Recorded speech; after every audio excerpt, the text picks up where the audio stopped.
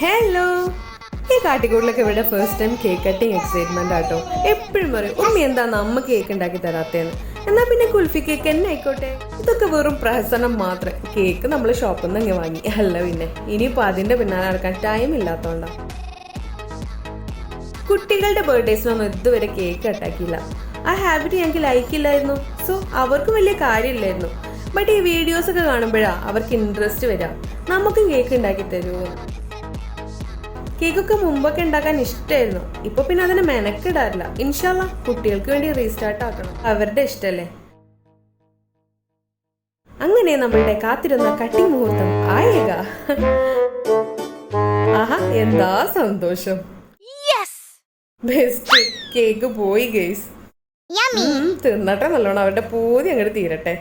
എന്നാ പിന്നെ ഇഷ്ടമായ ലൈക്ക് ആൻഡ് സബ്സ്ക്രൈബ് ചെയ്ത് നമ്മളുടെ കൂടെ കൂടിയാലോ. അപ്പോ ബൈ.